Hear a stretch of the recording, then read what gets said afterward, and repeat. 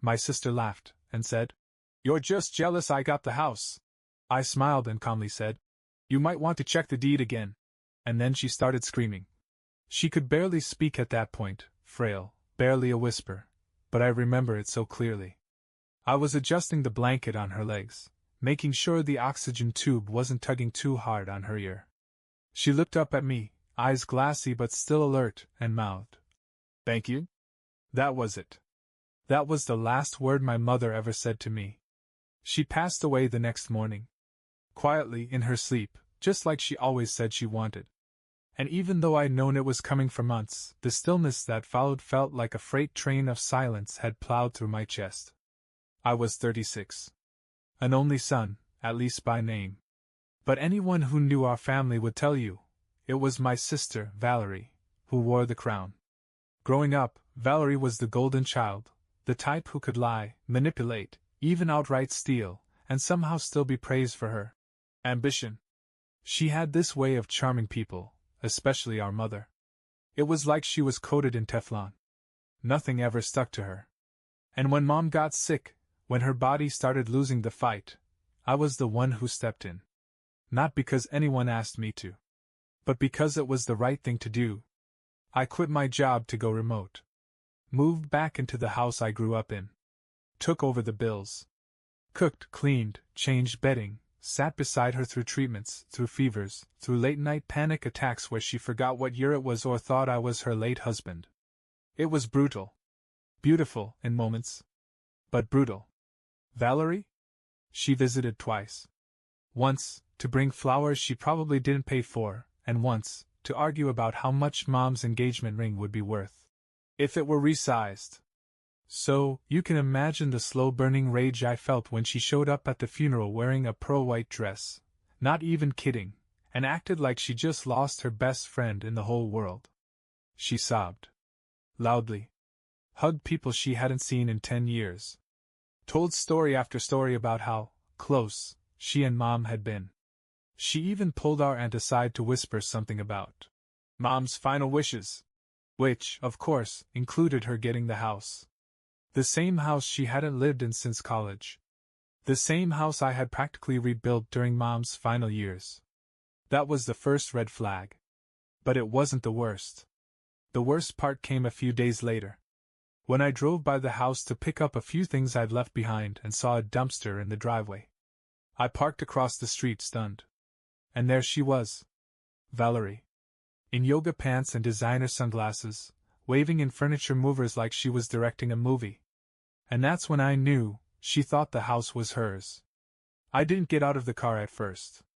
I just sat there, gripping the steering wheel and staring at my childhood home, now occupied by someone who hadn't even been there to say goodbye to the woman who raised us. A guy with a clipboard walked out the front door. "This is going to be a total transformation," I heard him say. Valerie smiled like she was on HGTV. "Yeah, we're knocking out that whole wall. It's got to go. The kitchen is so outdated." Outdated? Mom picked out that backsplash. Mom cooked every holiday meal on that stovetop. And now she was tearing it all out like it was junk from a thrift store. A lamp I recognized, one Mom used to keep by her reading chair, was sticking out of the dumpster, its shade crumpled and bent. I finally got out of the car. Valerie spotted me immediately, her face lighting up with this full pleasant expression she used to wear whenever she wanted something. "Oh, hey, big brother! You're just in time. What do you think?" "I'm thinking open concept." I didn't answer. I walked past her, into the house. It didn't feel like home anymore. It felt like a showroom. She followed behind me, gesturing like a tour guide. "I've already got painters coming Tuesday, and we're getting that weird old carpet ripped up. I mean, Mom had her quirks, but come on. This place needs a serious facelift." I turned around slowly. "You moved in?" "Of course," she said like it was the most obvious thing in the world. "Mom wanted me to have the house." "No, she didn't." Valerie tilted her head and gave a practiced, wounded look. "She told me she wanted me to be taken care of. You're fine, you've got your job, your apartment, your freedom. I'm starting over. I need this." "You weren't even here," I said. You didn't lift a finger. She laughed, actually laughed. Oh my God, are you seriously jealous right now? That's when she said it. The line that would echo in my head for days. You're just jealous I got the house. I could feel the heat rise in my chest. But I didn't show it. I didn't yell. I didn't storm out. I just looked at her for a long, quiet second. And I smiled. That smile must have confused her, because she gave me a side eye and stepped back a little, suddenly unsure. But I didn't say what I was really thinking, not yet. You see, 6 months before Mom passed, when things were getting bad and she couldn't pretend anymore, we had a conversation in the quiet of her room. No lawyers. No notaries. Just her hand in mine. I changed the deed, she had whispered. You're the one who's been here. You're the one who stayed. I nodded. I know. I just want you to be okay. So when Valerie started making Instagram posts with captions like, Manifesting New Beginnings Dizzy #blessed #myhome, I didn't say a word. I didn't call her out when she told our extended family the house was gifted to her. I let her talk. I let her brag. Because I had something she didn't. The actual deed. After that moment, after she mocked me with, You're just jealous I got the house, I didn't go back for a while. Let her paint the walls. Let her rip up the carpets. Let her play queen of a castle she didn't own. I figured if she wanted to build herself a fantasy, the least I could do was let her finish the set. Meanwhile, I met with our family's lawyer. Mr. Hanley? He'd known my mom for years. The kind of guy who still wore pocket squares and had actual leather-bound books on his office shelves. He gave me a firm handshake and slid a folder across the desk. She was clear, he said. Updated the deed 6 months ago. Transferred full ownership to you. I've got the documents notarized, stamped, witnessed. It's airtight. And then he leaned back and added, You want to go after her now? I thought about it. Valerie was reckless, sure. Entitled, definitely. But this? This wasn't just about furniture and paint. This was about pride. Mine, hers, and our mother's. No, I said. Not yet. So I waited. And as I waited, Valerie made herself more and more comfortable. She posted photos of the before and after, like she was the new Joanna Gaines. She hosted little dinner parties with her friends, people who didn't know the first thing about our family but nodded along when she said, Yeah, it's mine now. My mom left it to me. And then, she crossed the line. I got a message one morning from my cousin Melissa. Just a quick text. Hey, random question. You okay with Valerie throwing a barbecue at the house this Saturday? I blinked at my screen. Barbecue? I hadn't heard anything about it. But sure enough, when I checked Facebook, there it was. An event titled, Backyard Bash at My Place. Come see the remodel. With a dozen mutual relatives marked as going. She was throwing a party in my backyard. The same backyard where I used to mow the lawn every Sunday. The same backyard where I sat with my mother that last spring and watched the birds, her favorite blanket across her lap. That's when I decided the show was over. I didn't RSVP. I didn't warn her. I didn't say a word. I just waited. That Saturday, I pulled up 2 blocks away, parked, and walked the rest of the distance.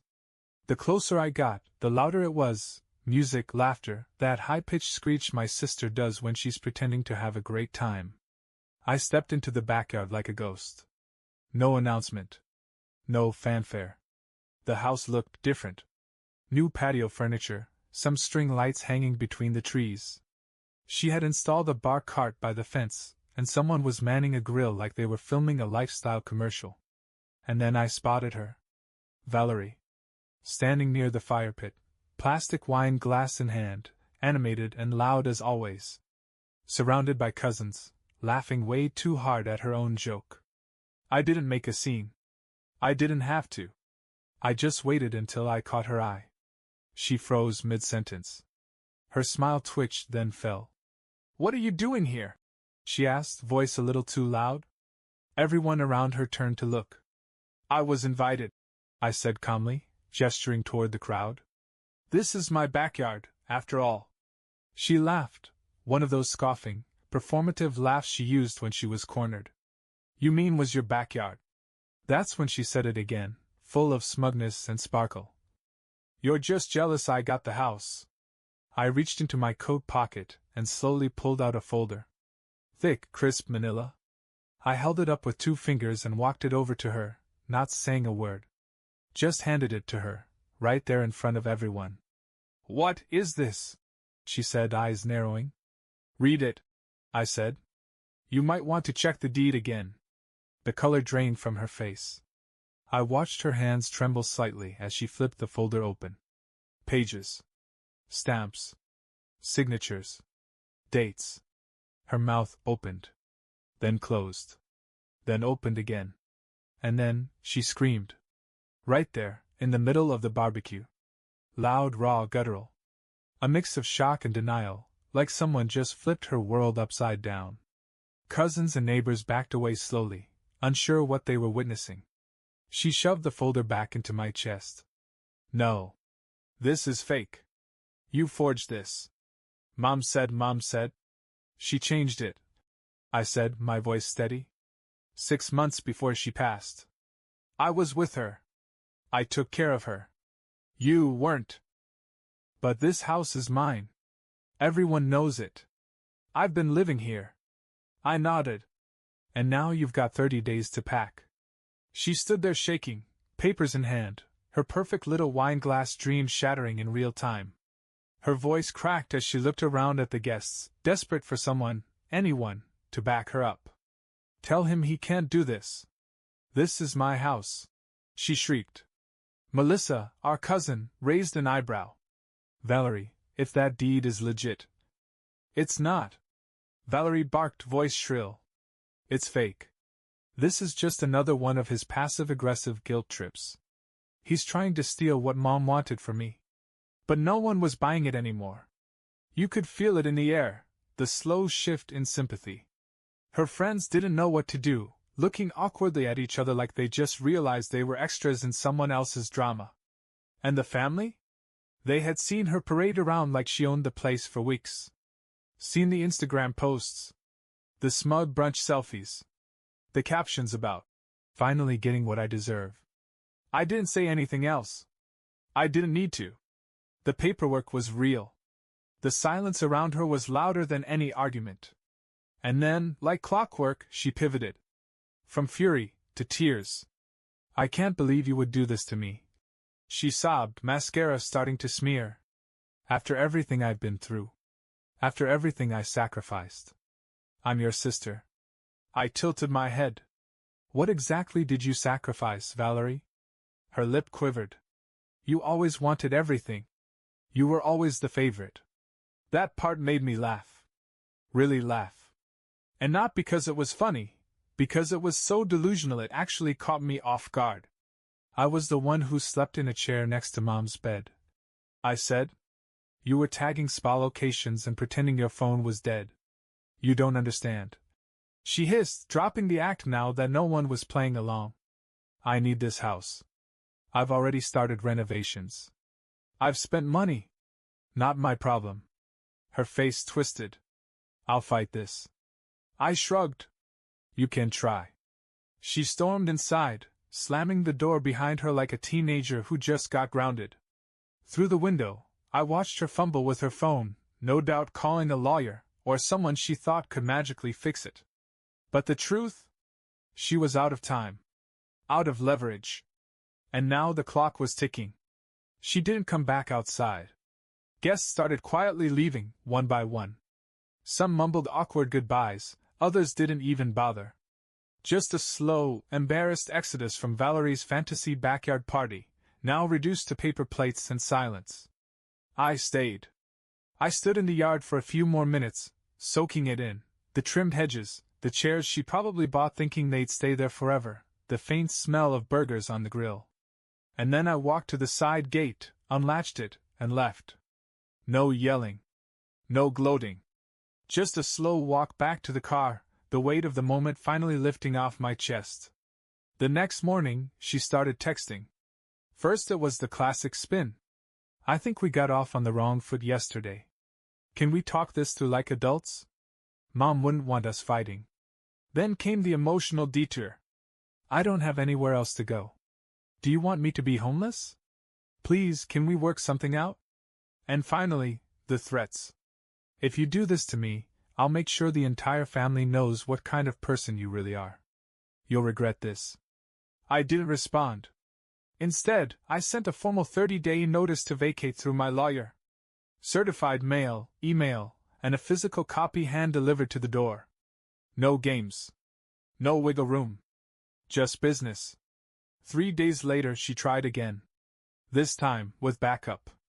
Our Aunt Sharon called me out of the blue, her voice already tight with tension. I heard you're trying to throw Valerie out of the house? I'm not trying to, I said. I'm legally entitled to. She says you blindsided her? That she was promised. Sharon, did you ever see her here when Mom was sick? Once? There was a pause. A heavy, guilty pause. No, she admitted softly. Then don't tell me who deserves what. She didn't call again. I guess even Sharon couldn't argue with that. And Valerie? She started packing, but slowly. Passive-aggressively. I'd stop by once or twice a week, and boxes would appear and disappear. One day she had movers, the next she didn't. It was like she thought if she dragged her heels long enough, I'd give up.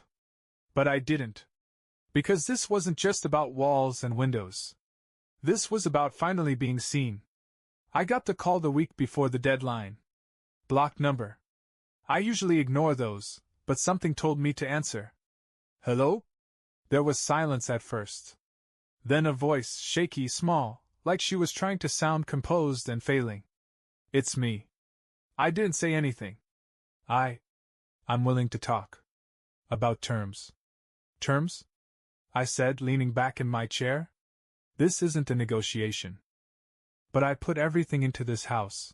She snapped, and there it was, that familiar tone, the cracked glass desperation under the lipstick and crocodile tears.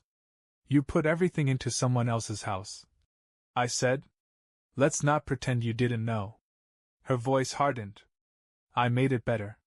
You made it yours, I replied. And it never was. There was a beat of silence.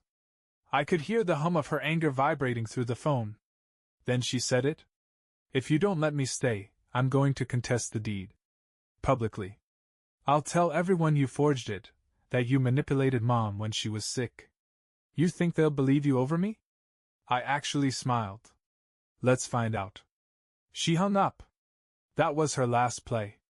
A bluff, as thin and see-through as her excuses had always been. I knew she didn't have a case. The paperwork was airtight.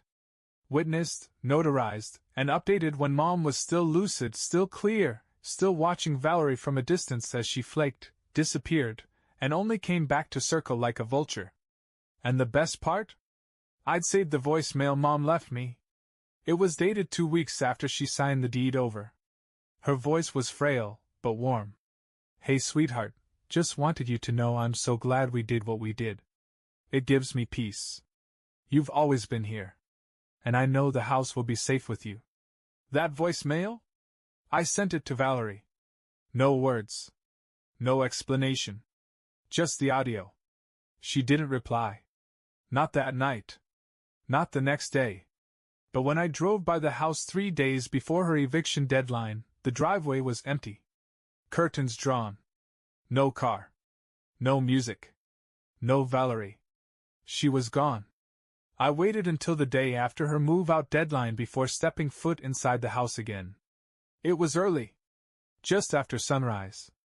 The kind of cool, quiet morning my mom used to love. She'd sit by the kitchen window with a cup of tea, the same chipped mug she always used, humming old songs under her breath. I half expected to hear that hum when I pushed open the front door. But all I heard was the creak of worn wood and the echo of my own footsteps. The place was empty, mostly. The furniture was gone. The walls had been stripped bare, except for a few spots where the paint job had been left unfinished, like she ran out of time, or motivation. In the hallway, a drawer had been pulled out and left on the floor, its contents scattered. An old envelope marked Mom Medical. Torn open, discarded. The living room smelled faintly of lavender and paint thinner. Not exactly the homey scent I remembered. And then I found the note. It was taped to the fridge, written in Valerie's signature loopy cursive, like she was still in high school. Hope you're happy. You got what you wanted. Enjoy the house. Alone. No apology. No reflection. Just venom dressed up as a farewell. But the thing that really caught me wasn't the note. It was what I found in the guest room. Tucked in the closet, on the top shelf, was a single box she forgot. Or maybe left on purpose, I'll never know. Inside were photo albums. Our childhood.